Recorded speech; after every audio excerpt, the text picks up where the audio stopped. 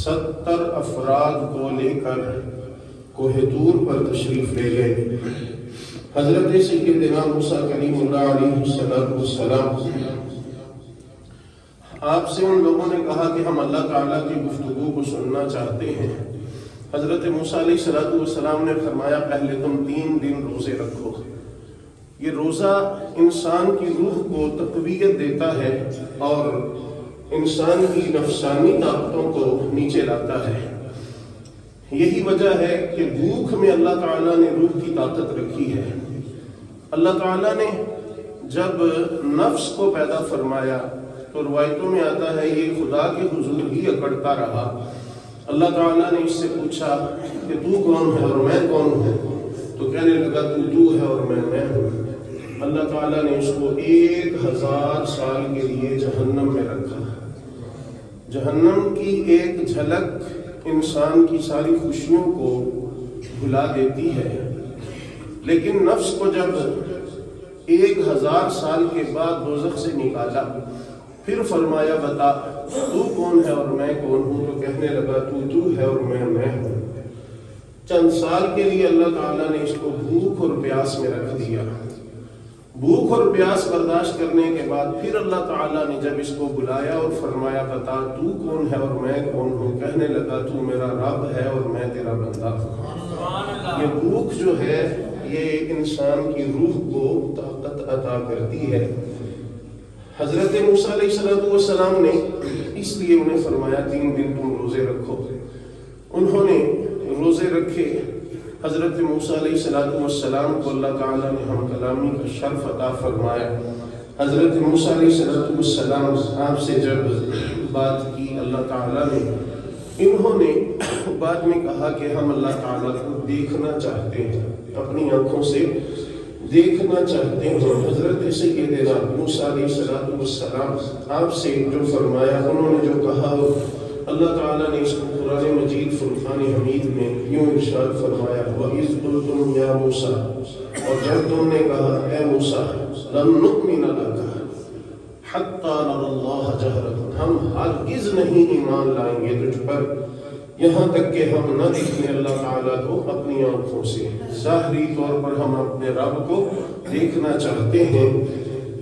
فَأَخَذَتْكُمُ الصَّاعِقَةُ، پھر پکڑ لیا تم کو ایک آگ نے، بجلی کی ایک کڑک نے، وَأَنْتُمْ تَنْظُرُونَ، اور تم دیکھ رہے تھے۔ ثُمَّ بَعَثْنَاكُمْ مِنْ بَعْدِ مَوْتِكُمْ لَعَلَّكُمْ تَشْكُرُونَ۔ موسیٰ علیہ السلام نے جب دیکھا یہ اس کڑک کی وجہ سے اب 70 کے 70 افراد موت کی نیند سو چکے ہیں، اللہ کے حضور عرض کی رب العالمین یہ قوم تو پہلے ہی نافرمان ہے، پھر میں تو وہ لوگ لے کے آیا تھا جو قوم کے سب سے اچھے افراد تھے، ٹاپ کلاس لوگ تھے، میں تو وہ لے کے آیا تھا۔ رب العالمین اگر یہی مر گئے تو قوم میرا ادھر کیا یقین کرے گی؟ تو اللہ تبارک و تعالیٰ کے حضور حضرت موسیٰ علیہ السلام نے دعا کی۔ اللہ تعالیٰ نے ارشاد فرمایا ثم بعثناکم من بعد موتکم، ہم نے تمہیں زندگی دی تمہارے مر جانے کے بعد۔ یہاں سے ایک مسئلہ یہ ثابت ہوتا ہے کہ مرنے کے بعد اللہ تعالیٰ زندہ کرنے پر قادر ہے۔ جو لوگ یہ سمجھتے ہیں کہ نہیں انسان جب مر گیا تو قیامت کے دن ہی اٹھے گا، پہلے زندگی ممکن ہی نہیں، تو قرآن مجید کی کثیر تعداد کی آیات ایسی ہیں کہ جو یہ ثابت کرتی ہیں کہ اللہ تعالیٰ نے دنیا میں ہی کئی لوگوں کو مرنے کے بعد زندگی عطا فرمائی ہے۔ حضرت موسیٰ علیہ السلام کے زمانے کا ہی ایک واقعہ ہے کہ کچھ بھتیجوں نے جائیداد کی وجہ سے اپنے چچا کو قتل کر دیا۔ قتل کرنے کے بعد بستی سے باہر پھینک آئے، کھیتوں میں پھینک آئے اور شور مچانا شروع کر دیا کہ ہمارے چچا کو کسی نے قتل کر دیا۔ حضرت موسیٰ علیہ السلام سے کہنے لگے آپ ہمارے لیے دعا کریں، ہمیں قاتل کی تلاش ہے۔ موسیٰ علیہ السلام نے اللہ کے حضور دعا کر دی۔ اللہ تعالیٰ نے فرمایا ان سے کہو ایک گائے لیں، گائے کو ذبح کریں، گائے کے جسم کا کوئی ٹکڑا اس مردے کے ساتھ مس کر دیں، گائے کے جسم کا کوئی ٹکڑا اس مردے کے ساتھ مس کر دیں، پھر تم دیکھنا اللہ تعالیٰ اس مردے کو کیسے زندہ کرتا ہے۔ اللہ تعالیٰ اس مردے کو کیسے زندہ کرتا ہے۔ حضرت سیدنا موسیٰ علیہ السلام آپ کے یہ فرمانے پر انہوں نے بہت ساری رکتیں کی، وہ جی گائے کیسی ہونی چاہیے، اس کا رنگ کیسا ہونا چاہیے، بوڑھی ہو بچی ہو، پھر اس کی عمر کتنی ہونی چاہیے، طرح طرح کے وہ ہیلے بہانے کرتے رہے۔ جب انہوں نے گائے ڈھونڈ لی، پھر اس گائے کو جب ذبح کیا تو اس مردے کو جب اس گائے کے جسم کا ٹکڑا لگا، ٹکڑا بھی انہوں نے کون سا لگایا جو بیکار سمجھا جاتا ہے، گائے کی دم، پوشل جنو آخر ہیں، گائے کی دم انہوں نے اس مردے پر ماری، اللہ تعالیٰ نے اس کو زندہ کر دیا اور اس نے اپنے قاتلین کا نام بتا دیا۔ موسیٰ علیہ السلام کی قوم مر جائے تو اللہ تبارک و تعالیٰ موسیٰ علیہ السلام کی دعا سے انہیں زندگی عطا فرماتا ہے۔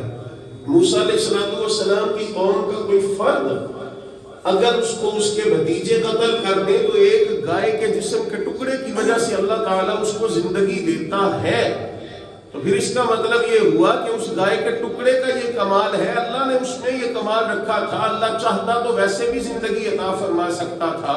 حضرت موسیٰ علیہ السلام کی قوم کے اس بندے کو اللہ تعالیٰ نے جو زندگی عطا فرمائی، اس گائے کا بہانہ کیوں بنایا گیا؟ اس لیے کہ وہ گائے ایک اللہ کے دوست کی گائے تھی، اور وہ جو بچہ تھا جس کے پاس یہ گائے تھی وہ ماں کا بڑا فرما بردار تھا۔ اس گائے کی قیمت کتنی لگی؟ عام گائے جو ہوتی ہے اس دور کی، اس کی قیمت 3 چاندی کے سکے ہوا کرتے تھے، لیکن یہ گائے 1 بوری بھر کر دینار کے بدلے لی گئی، 1 بوری بھر کر دینار کے بدلے لی گئی۔ اللہ تعالیٰ جب ان کو مرنے کے بعد زندگی عطا فرما سکتا ہے، جب یہ خدا تعالیٰ کے قانون کے خلاف نہیں ہے، تو اگر ہم کہیں تو زندہ ہے واللہ، تو زندہ ہے واللہ، میرے چشم عالم سے چھپ جانے والے، تو لوگوں کو اعتراض کیوں ہوتا ہے؟ ایک بات یاد رکھیے، ہر دیوبندی، ہر وہابی، اہل حدیث بعد میں بنے، پہلے یہ وہابی ہی ہوا کرتے تھے، ان کے ساتھ ہمارا خدا کی قسم کے ختم درود کا کوئی اختلاف نہیں ہے، تو ان لوگوں نے بنا رکھے ہیں، ملاد شریف کرنا ہے نہیں کرنا، یہ ان کے ساتھ بنیادی اختلافات نہیں ہیں، یہ تو ایسی چھوٹی چھوٹی باتیں ہیں جو گھروں میں بچوں میں جناب آپس میں ہو جاتی ہیں، یہ کوئی بنیادی باتیں نہیں ہیں۔ حقیقتاً بات یہ ہے کہ ان کے بزرگوں سے کچھ ایسی باتیں ہو گئی جو مصطفیٰ علیہ السلام کے شان کے خلاف ہیں، اور یہ آج تک یہ لوگ ان کے علماء ان باتوں کا دفاع کرتے ہیں۔ ہم انہیں کہتے ہیں بس وہ تم باتیں چھوڑ دو، کہو کہ جی ہمارے بزرگوں سے غلطی ہو گئی، آپ ہمارے بھائی ہیں، ہم آپ کے بھائی ہیں، لیکن اگر منہ میں گندگی کا کیڑا بھی ہو اور مسجد میں آ کے اللہ اکبر کی سزائیں بھی ہوں، تو اس طرح کی عبادات کو ہم تسلیم نہیں کرتے۔ کس وجہ سے؟ ان کے بزرگوں نے، اسماعیل دہلوی، اس نے ایک کتاب لکھی تقویت الایمان، اس کے اندر لکھا کہ نبی پاک علیہ السلام نے فرمایا ہے میں بھی ایک دن مر کے مٹی میں ملنے والا ہوں، میں بھی ایک دن مر کے مٹی میں ملنے والا ہوں۔ نبی پاک علیہ السلام کی کوئی ایسی حدیث نہیں ہے، صرف ان کے بناوٹی عقیدے ہیں جن کی وجہ سے ہمیں اختلاف ہے۔ خدا کی قسم ہے باقی یہ چھوٹے موٹی باتیں ہیں وہ ہم ویسے ہی درگزر کر دیتے ہیں، لیکن بات جب اللہ کے رسول کی آئے گی پھر رسول اللہ کی عزت کو سامنے رکھا جائے گا۔ رسول اللہ کی عزت کی خاطر ہمیں تو حکم ہے اگر والدین مقابلے میں آئے تو انہیں چھوڑ دیں، تمہاری کیا اوقات ہے؟ رسول اللہ کی عزت کی خاطر ہمارے رشتہ دار مقابلے میں آئے تو ہمیں حکم ہے ہم انہیں چھوڑ دیں۔ میرے دوست، میرے عزیز، میرے محترم، رات ہی میں ایک حدیث پاک پڑھ رہا تھا، آپ کو بھی بتا دیتا ہوں۔ آج کل کتابیں خریدنا بڑا مشکل ہے، مہنگائی کا زمانہ ہے۔ آپ گوگل پہ ریسرچ کیجئے، بخاری شریف حدیث نمبر 1555 لکھیے، اس حدیث پاک کا عربی متن اور ترجمہ آپ کے سامنے آ جائے گا۔ حدیث پاک کیا ہے؟ نبی پاک علیہ السلام تشریف لے جا رہے تھے مدینہ پاک سے مکہ پاک کی طرف۔ حضرت سیدنا عبداللہ بن عباس رضی اللہ عنہما فرماتے ہیں ایک وادی آئی، نبی پاک علیہ السلام نے ارشاد فرمایا اس وادی کا نام کیا ہے؟ نبی پاک علیہ السلام کی بارگاہ عالیہ میں عرض کی یا رسول اللہ اس وادی کا نام ازرق ہے۔ نبی پاک علیہ السلام نے فرمایا میں دیکھ رہا ہوں حضرت موسیٰ علیہ السلام گزر رہے ہیں، حضرت موسیٰ علیہ السلام گزر رہے ہیں، تذکرہ حضرت موسیٰ علیہ السلام کا چل رہا ہے۔ تو نبی پاک علیہ السلام جب معراج پر گئے تھے تو موسیٰ علیہ السلام کو دنیا سے تشریف لے گئے ہوئے اس وقت تقریباً 2500 سال گزر چکے تھے، پر موسیٰ علیہ السلام کو اللہ کا محبوب فرما رہا ہے میں دیکھ رہا ہوں موسیٰ علیہ السلام گزر رہے ہیں، موسیٰ علیہ السلام کے بال اتنے لمبے ہیں، سند جب چلتی ہے تو راویوں کے نام آتے ہیں، اس میں ایک راوی ہے ابو داؤد، وہ داؤد راوی جو ہے وہ کہتا ہے میں بھول گیا نبی پاک علیہ السلام نے کتنے لمبے بال فرمائے تھے ان کے، میں بھول، سرکار نے ان کے بالوں کا بھی بتایا کہ اتنے بڑے بڑے ان کے بال ہیں۔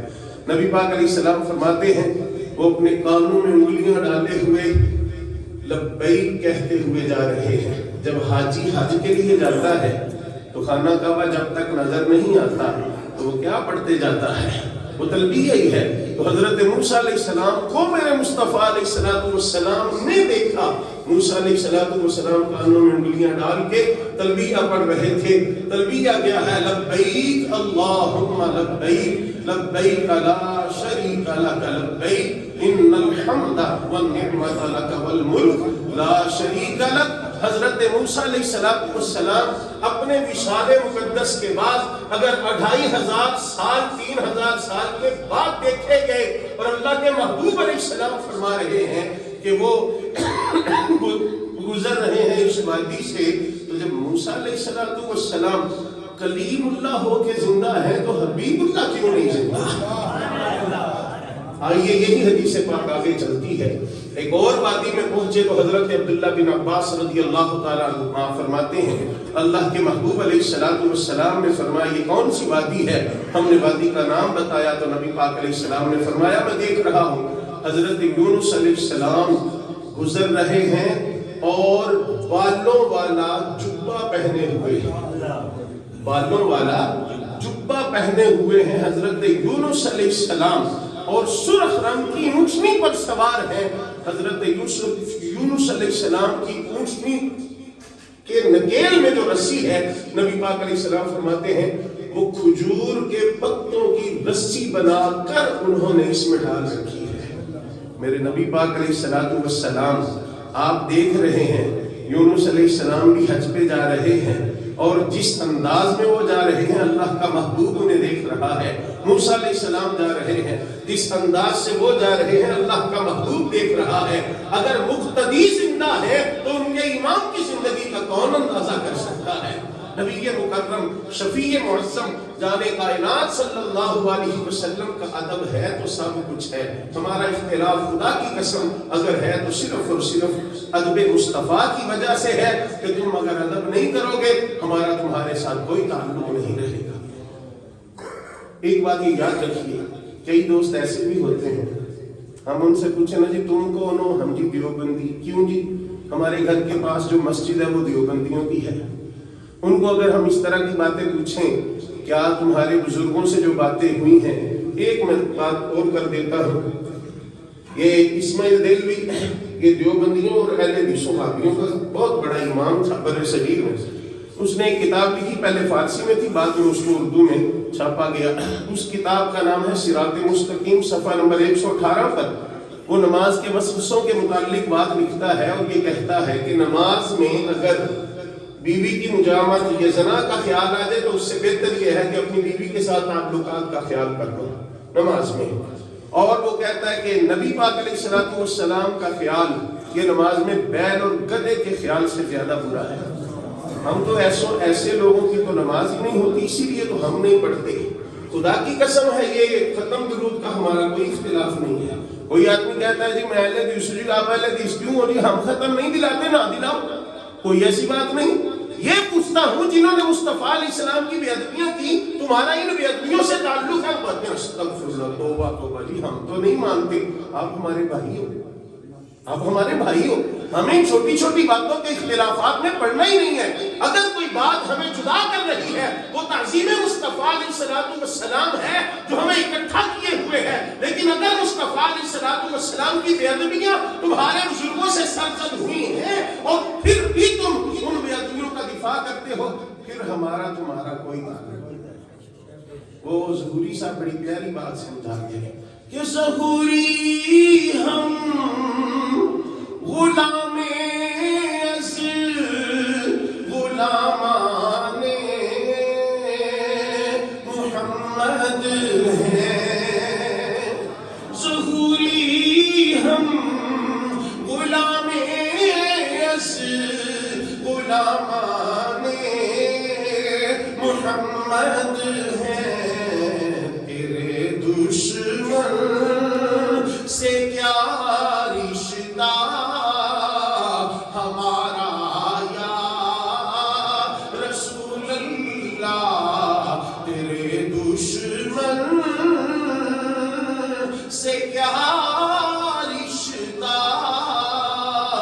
ہمارا یا رسول اللہ۔ حضرت موسیٰ علیہ السلام نے اللہ کی بارگاہ میں عرض کی، رب العالمین 70 چن کے لایا تھا، یہ 70 کے 70 مارے گئے۔ اللہ تعالیٰ نے ان کو دوبارہ زندگی عطا فرمائی۔ حضرت موسیٰ علیہ السلام آپ تشریف لائے اور احکامات اللہ تعالیٰ نے جو بیان فرمائے تھے تورات میں، حضرت موسیٰ علیہ السلام نے لوگوں میں بیان فرمائے۔ حضرت موسیٰ علیہ السلام نے جو احکامات بیان فرمائے اور جس کی وجہ سے لوگوں نے انکار کیا ان احکامات کا، وہ چند ایک میں عرض کر دیتا ہوں۔ حضرت موسیٰ علیہ السلام نے فرمایا اللہ تعالیٰ نے تم پر خون اور چربی حرام کر دی ہے۔ خون اللہ تعالیٰ نے موسیٰ علیہ السلام کی، یہ بائبل میں یہ باتیں موجود ہیں، تورات کے اندر یہ باتیں موجود ہیں۔ حضرت موسیٰ علیہ السلام آپ کو اللہ تعالیٰ نے جو حکم فرمایا تھا، آپ نے فرمایا یہ خنزیر تمہارے لیے حرام ہے۔ صرف اسلام ہی نہیں ہے جس میں خنزیر حرام ہے، ہر دور میں خنزیر حرام رہا ہے۔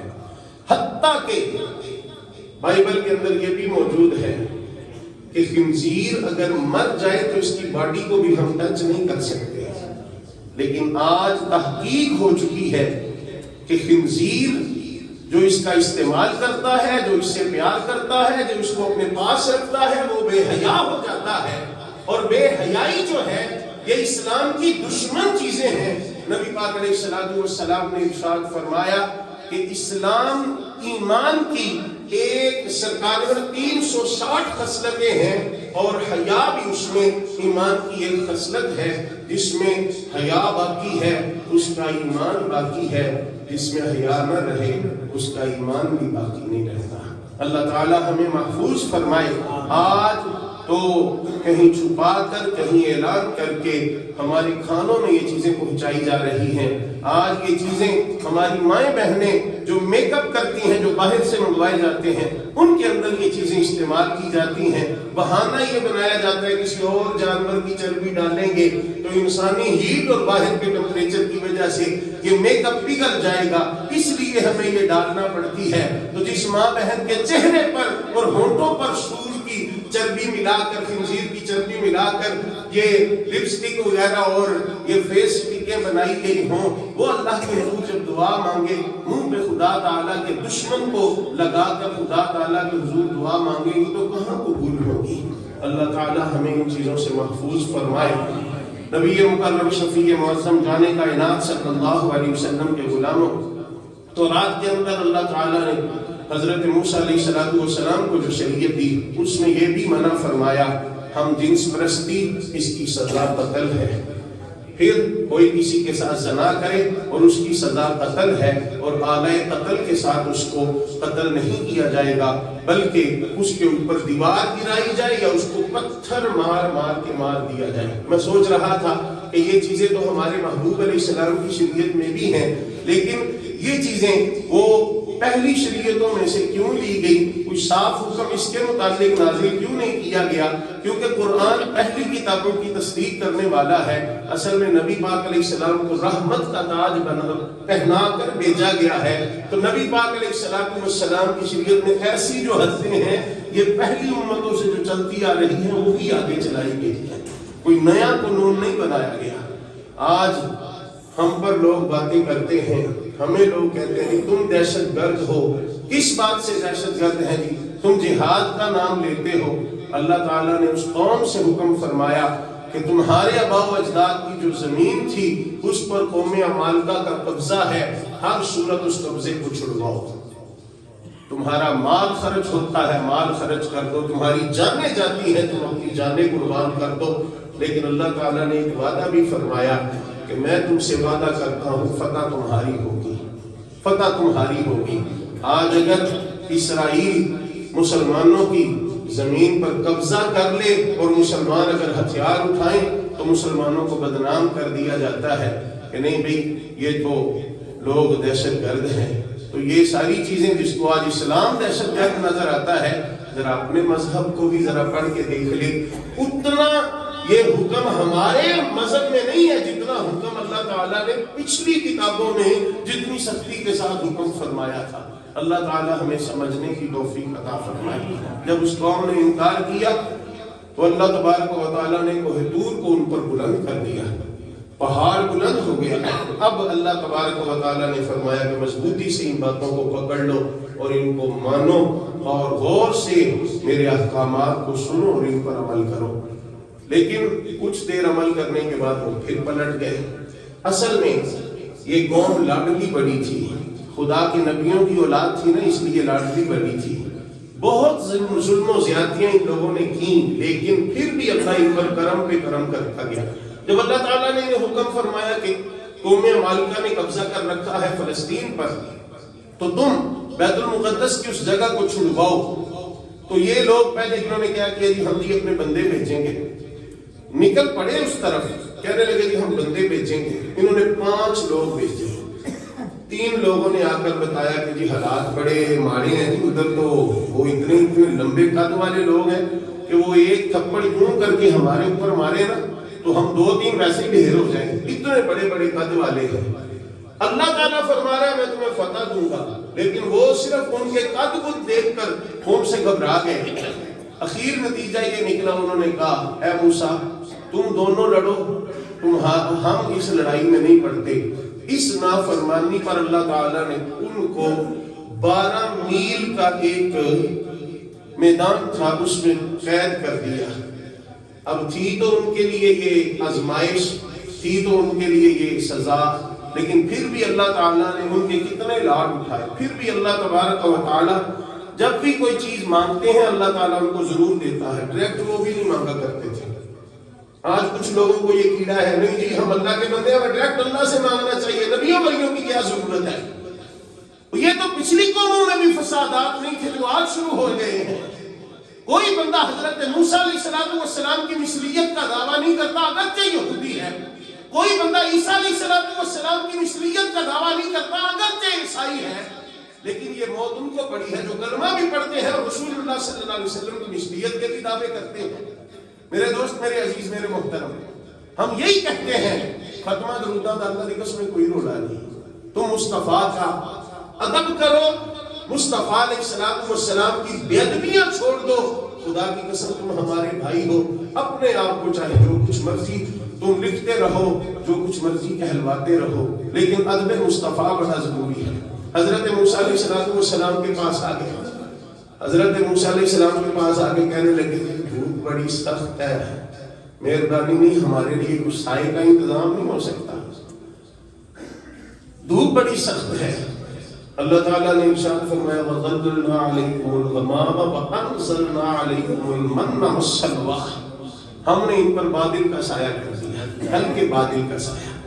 بادل گھنا ہونا تو موسم بہت ٹھنڈا ہو جاتا ہے، لیکن ہلکے بادل کا سایہ کہ موسم بڑا معتدل رہے لیکن ان پر دھوپ نہ پڑے، اور جی ہمارے لیے کچھ کھانے پینے کا انتظام ہو جائے۔ حضرت موسیٰ علیہ السلام کی دعا سے کھانے کا ان کے لیے کیا انتظام ہوا؟ اللہ تعالیٰ نے من اور سلوہ نازل فرما دیا۔ حضرت موسیٰ علیہ السلام کی دعا سے من اور سلوہ، من کیا ہے؟ یہ سحری کے وقت یہ لوگ اٹھتے تو جو اوس پڑتی، شبنم پڑتی یہ درختوں کے پتوں پر، وہ جس طرح یہ میٹھی شیرینی نہیں ہوتی، یوں سمجھ لیں کہ وائٹ کلر کے وہ قطرے اور اتنے میٹھے ہوتے کہ اگر وہ ان کو جمع کر لیتے تو وہ ایک حلوے کی صورت اختیار کر لیتے، تو ایک بندے کے حصے میں وہ تقریباً 4 سیر کھانا ان کو نصیب ہوتا ہے، جو ان کی پورے دن کے لیے کافی ہوتا ہے۔ پھر جب جمعۃ المبارک کا دن آتا نا تو اللہ تعالیٰ ہر ایک کو 4 سیر نہیں بلکہ ڈبل رزق عطا فرماتا ہے. یہ جمعے کے دن اللہ تعالیٰ ہمیں ڈبل رزق عطا فرماتا ہے. یہ خدا تعالیٰ کا قانون ہے. پہلی قوموں پر اگر اتنا انعام تھا تو ہم پر کتنا انعام ہوگا. ہم تو اللہ کے محبوب علیہ السلام کی امت ہیں. بس خدا تعالیٰ کے بتائے ہوئے راستے پہ چلنا ہے. یہ نہیں کہ جب وہ اذان دوسری بھی شروع ہو جائے اور خطبہ شروع ہو جائے اور اوپر والے سپیکروں میں خطبہ ہو رہا نہیں کہ میں تو سننے نہیں دیا کوئی نہیں, جو اللہ اکبر ہونے لگے گا دکان بند کر کے مسجدیں آ جائیں گے. ایسا نہیں, بلکہ جب وقت ہو جائے تو جمعے سے پہلے جمعے کی تیاری کرو, دکان پہ چلے جاؤ. جب وقت ہو جائے پھر ہر چیز چھوڑ کر, اپنا کاروبار چھوڑ کر, اپنی گفتگو چھوڑ کر مسجدوں کا رخ کرو. تم اللہ کے حضور سر جھکاؤ. اللہ تعالیٰ تمہیں اتنا عطا فرمائے گا کہ تم حیران ہو جاؤ گے کہ اللہ تعالیٰ کہاں کہاں سے ہمیں رزق عطا فرما رہا ہے. میرے دوست, میرے عزیز, میرے محترم, یہ سلوہ کیا ہے؟ یہ جس طرح کا بٹیر نہیں ہوتا, اس سے تھوڑا سا بڑا پرندہ. بعض علماء نے اس کو بٹیر ہی لکھا ہے کہ یہ فلسطین کی طرف سے آیا کرتے تھے اور ان کے اتنے قریب ہوتے کہ ان کو آسانی سے پکڑ لیتے. ویسے اس کو پکڑنا اتنا آسان تو نہیں ہے, لیکن اس کو پکڑ لیتے اور اس کو گھوم گھوم کر کھاتے ہیں. اور جب ان کے لیے پانی کا انتظام ہوا تو ہوا کیا, موسیٰ علیہ السلام کے پاس آ گئے کہ ہمیں پیاس بڑی لگی ہے, ہمیں پیاس بڑی لگی ہے. حضرت موسیٰ علیہ السلام نے اللہ تعالیٰ کے حضور دعا کی, رب العالمین قوم کو پانی کی ضرورت ہے. اللہ تعالیٰ نے فرمایا فَاضْرِبْ بِعَصَاكَ الْحَجَرَ, یہ تیرا عصا ہے اس کو پتھر پہ مار. فَاضْرِبْ بِعَصَاكَ الْحَجَرَ, اپنے عصا کو پتھر پہ مار. حضرت موسیٰ علیہ السلام نے اپنے عصا کو پتھر پہ مارا. فَانْفَجَرَتْ مِنْهُ اثْنَتَا عَشْرَةَ عَيْنًا, اس میں سے 12 چشمے پھوٹ پڑے. پتھر مارا عصا پر, 12 چشمے پھوٹ پڑے. اللہ تبارک و تعالیٰ خدا ہوتا ہی وہ ہے جو کبھی کسی کا محتاج نہ ہو. کہ اللہ تعالیٰ معاذ اللہ ثم معاذ اللہ محتاج تھا موسیٰ علیہ السلام کے پتھر پر عصا مارنے کا. یہ عصا لگے گا تو ہی پانی دوں گا. اللہ تعالیٰ ان بد نصیبوں کو سمجھانا چاہتا تھا جو وسیلے کے قائل نہیں ہیں, ڈائریکٹ مجھ سے مانگنا چاہتے ہیں. اور اس قوم کو اگر پانی بھی دینا ہے تو موسیٰ علیہ السلام کے ہاتھ کی نسبت جو اس عصا کو ہے, اس عصا کا پتھر پر پڑنا ہے, پھر میں پانی عطا کروں گا. میرے دوست, دیتا وہی ہے لیکن دیتا اپنے پیاروں کے ذریعے سے. دیتا وہی ہے, خالق ہمارا وہی ہے, لیکن اس نے ہمیں دنیا میں بھیجنے کے لیے والدین کا وسیلہ رکھا ہے. توجہ کیجئے, حضرت موسیٰ علیہ السلام آپ کی قوم پر بڑے انعامات آئے, حتیٰ کہ یہ تقریباً 40 برس وہاں رہے. اب 40 برس میں ان کے کپڑے کہاں سے آتے تھے؟ یہ اس میدان سے تو نکل نہیں سکے. وہاں کسی نے دکانیں تو بنا نہیں رکھی تھی. اگر دکانیں بن بھی جاتی تو وہ پروڈکٹ کہاں سے لیتے, کپڑے کہاں سے لیتے, کپڑے تیار کرنے والی وہ مشینیں کہاں سے ہوتی ان کے پاس, جو انہوں نے کپڑا بننے کے لیے چیزیں گھروں میں تیار کر رکھی تھی. کپڑے انہوں نے 40 برس نہیں بدلے. ان کے کپڑوں میں بدبو نہیں آتی تھی, ان کے کپڑے پھٹتے بھی نہیں تھے. اللہ کا ان پر انعام دیکھیے, جیسے جیسے ان کے بچوں کے قد بڑھتے جاتے تھے ان کے کپڑے بھی بڑھتے جاتے تھے, ان کے کپڑے بھی بڑھتے جاتے تھے. یہ تھی وجہ اللہ کے نبیوں کی اولاد ہونے کی وجہ سے. آج لوگ بات کر دیتے ہیں جی نسبتاں تے نبی دی اولاد نو نہ معاذ اللہ ثم معاذ اللہ فائدہ دے سکیاں. نہ میرے دوست, میرے عزیز, میرے محترم, کہاں وہ 400 سال کا عرصہ گزرنے کے بعد پھر بھی اللہ ان پہ کرم کر رہا ہے. ذرا سوچئے, اگر ہم محبوب علیہ السلام کی نسبت کا احساس کریں گے تو اللہ تعالی ہم پہ کتنی مہربانی فرمائے گا. میرے دوست, میرے عزیز, میرے محترم, حضرت سیدنا موسیٰ کلیم اللہ علیہ السلام آپ کا جب آخری وقت آیا تو اللہ کے ایک نبی, ان کو آپ نے وصیتیں بھی فرمائیں اور قوم عمالقہ کی طرف جانے کے لیے آپ نے لوگوں کو تیار کیا. جب لوگ تیار ہو گئے اور جب جنگ شروع ہوئی تو یہ ہماری کتابوں میں ہی نہیں, پچھلی کتابوں میں تورات اور انجیل کے اندر بھی یہ باتیں موجود ہیں. حضرت موسیٰ علیہ السلام کا تذکرہ موجود ہے. اللہ تعالیٰ نے ان کو فتح عطا فرما دی. بھئی یہ تو لڑنا ہی نہیں چاہتے تھے, فتح کیسے حاصل ہو گئی؟ اصل میں حضرت موسیٰ علیہ السلام آپ جب یوں اپنے ہاتھ بلند کرتے تھے نا تو قوم میں ایک جوش ابھرتا تھا، ایک جوش ابھرتا تھا، اور وہ بے دریغ لڑتے تھے۔ جب وہ لڑتے تھے تو اللہ تعالیٰ ان کو کامیابی عطا فرماتا تھا۔ جو اللہ تعالیٰ نے اس وقت اپنے نبی بھیجے، انہوں نے کیا کیا؟ حضرت موسیٰ علیہ السلام کا وصال مقدس ہو چکا تھا، اور ان کے بازوؤں کو یوں ہوا میں کھڑے رکھا تاکہ لوگ دیکھتے رہیں اور ان میں ایک جوش بھرتا رہے۔ بہرحال آپ کے وصال شریف کی بہت ساری یہ کتابوں کے اندر صورتیں درج ہیں۔ بخاری شریف اور مسلم شریف کے اندر ایک بات موجود ہے، حضرت سیدنا موسیٰ علیہ السلام کے پاس حضرت ملک الموت آئے جان لینے کے لیے، تو آپ نے تھپڑ مارا حضرت ملک الموت کے منہ پر، ان کی آنکھ نکال دی۔ حضرت ملک الموت نے بہت سارے آپ پر سوالات کیے، اور حضرت موسیٰ علیہ السلام ہر بات کا جواب دے رہے تھے۔ پھر حضرت ملک الموت کو اللہ تعالیٰ نے واپس بلا لیا، اور حضرت سیدنا موسیٰ کلیم اللہ علیہ السلام آپ ایک مرتبہ تشریف لے جا رہے تھے۔ یہ میں دوسری روایت بیان کر رہا ہوں آپ کے وصال شریف کی۔ تو ایک آدمی ایک قبر بنا رہا تھا، تو موسیٰ علیہ السلام نے دیکھا بندہ بڑا کمزور ہے، تو موسیٰ علیہ السلام نے فرمایا تو تجھ سے یہ نہیں بنائی جائے گی، میں تیری مدد کرتا ہوں۔ موسیٰ علیہ السلام نے یہ نہیں سوچا میں تو اللہ کا کلیم ہوں، کتنی لوگ میری امت ہے، میں چھوٹے چھوٹے کام کیوں کروں۔ نبی پاک علیہ السلام باہر تشریف لے جا رہے تھے، مدینہ شریف کی ایک گلی سے گزر رہے تھے۔ ایک صحابی انہوں نے پہلی مرتبہ بکری ذبح کی، بکری ذبح تو کر لی، اس بکری کو لٹکا بھی دیا، لیکن اس کی کھال نہیں اتر رہی تھی، ان سے اتارنے نہیں آ رہی تھی، پہلی بار کام تھا۔ نبی پاک علیہ السلام نے یوں اپنی آستین مبارکہ اوپر کی، فرمایا نبی پاک علیہ السلام نے خیر میں تیری مدد کرتا ہوں اور تجھے بتاتا ہوں کس طرح کھال اتارتے ہیں۔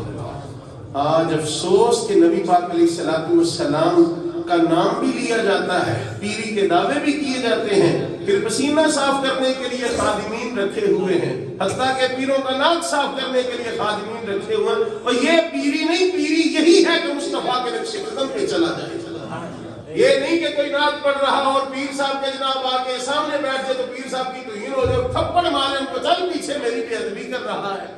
اور میں افسوس ان لوگوں پر کہ جو لوگ اس طرح کے لوگوں کی جناب وہ ویڈیو بنا کے اہل سنت کو بدنام کرنے کی کوشش کر رہے ہیں۔ وہ ایک ہمارے پاس ویڈیو پہنچی، وہ پیر صاحب ہیں، انہوں نے جبہ کبہ پہنا، وہ ڈانس کر رہے ہیں، ذات شریف ہو رہی ہے۔ لعنت ہے ایسے لوگوں پر جو اس طرح کے لوگوں کو مانتے ہیں۔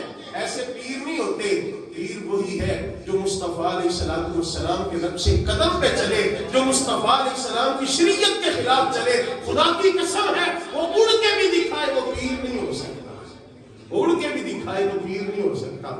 میں تو ایسے لوگوں کو یہ کہا کرتا ہوں تم زیادہ سے زیادہ کیا کرتے ہو، جھوٹے لوگوں کی باتیں ہم پر فٹ کرتے ہو، ہم تو تمہاری اصلاح کے لیے تمہارے بزرگوں کی باتیں بتاتے ہیں، یہ تمہارے بزرگوں سے غلطیاں ہوئی ہیں۔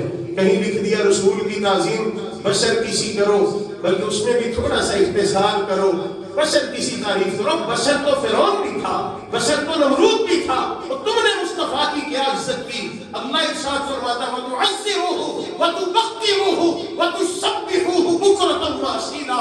محبوب علیہ السلام کی جتنی ہو سکے تم سے عزت کرنا، والدین پیچھے رکھنا، مصطفیٰ کو آگے رکھنا، اپنی اولاد پیچھے رکھنا، مصطفیٰ کو آگے رکھنا۔ خدا کی قسم ہے ہمارا کسی سے ختم درود کا اختلاف نہیں، ہمارا صرف اتنا ہی اختلاف ہے تمہارے بزرگوں سے مصطفیٰ کی بے ادبیاں ہوئیں، تم ابھی تک ان کا دفاع کر رہے ہو، اب بھی اگر چھوڑ دیتے ہو، خدا کی قسم تم ہمارے بھائی ہو، ہم تمہارے بھائی ہیں۔ حضرت موسیٰ علیہ السلام نے فرمایا یہ قبر کتنی لمبی بنانا چاہتے ہو؟